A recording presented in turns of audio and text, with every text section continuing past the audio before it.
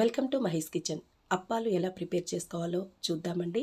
వీటి ప్రిపరేషన్ కోసం ఇక్కడ నేను అరకప్పు గోధుమ పిండి, అరకప్పు బియ్యం పిండి, కప్పు బెల్లం, 2 or 3 టేబుల్ స్పూన్ నెయ్యి, అలాగే 4-5 ఇలాచీస్ని కచ్చపక్కగా దంచుకొని తీసుకున్నానండి. గ్యాస్ ఆన్ చేసుకొని ఒక బౌల్ తీసుకోండి. ఆ బౌల్లో 1 కప్పు వరకు వాటర్ యాడ్ చేసుకోండి. ఈ వాటర్ కొంచెం హీట్ అయిన తర్వాత కప్పు బెల్లాన్ని కూడా యాడ్ చేసుకోండి.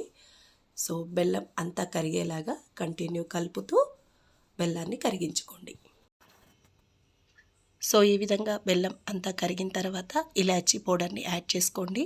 అదేవిధంగా ఇదే టైంలో పక్కన పెట్టుకున్న అరకప్పు బియ్యం పిండి, అరకప్పు గోధుమ పిండిని కూడా కప్పుగా చేసుకొని ఈ బెల్లంలో యాడ్ చేసుకోండి.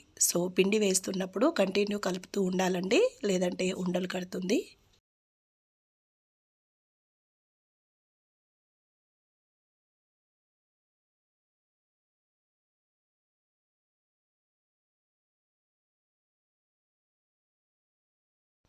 ఈ విధంగా వీడియోలో చూపిస్తున్నట్టు కంటిన్యూ కలుపుతూ పిండిని ప్రిపేర్ చేసుకోవాలి. ఇలా పిండి దగ్గర పడుతున్న టైంలో 1 టేబుల్ స్పూన్ దాకా నెయ్యి యాడ్ చేసుకోవాలి.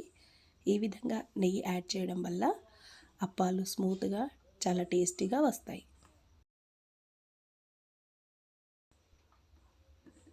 సో ఈ విధంగా ఒకసారి మొత్తం అంతా కలిపేసుకున్న తర్వాత గ్యాస్ ఆఫ్ చేసి పిండిని పక్కన పెట్టుకొని ఒక 10 to 15 మినిట్స్ చల్లారబెట్టుకోవాలండి.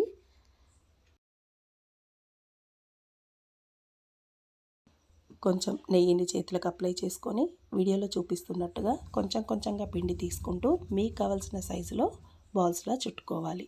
అదేవిధంగా మిగతా పిండినంతా కూడా బాల్స్లా చుట్టుకోవాలి. మరోవైపు గ్యాస్ ఆన్ చేసుకొని డీప్ ఫ్రైకి సరిపడా ఆయిల్ వేసుకొని హీట్ చేసుకోవాలి. ఇప్పుడు ఒక ప్లాస్టిక్ కవర్ తీసుకోండి.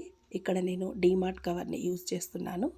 సో ఆ కవర్కి కూడా కొంచెం నెయ్యి అప్లై చేసిన తర్వాత మనం అరిసెలు అయితే ఎలా ప్రెస్ చేసుకొని తీసుకుంటామో అదేవిధంగా ఈ అప్పాలని కూడా ప్రిపేర్ చేసుకోవాలి.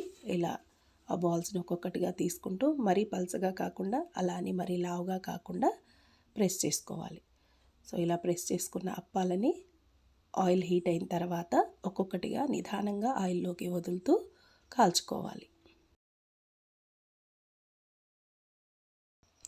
ఇదే విధంగా మిగతా పిండి ముద్దల్ని కూడా ప్రిపేర్ చేసుకుంటూ ఆయిల్లో కాల్చుకోవాలండి.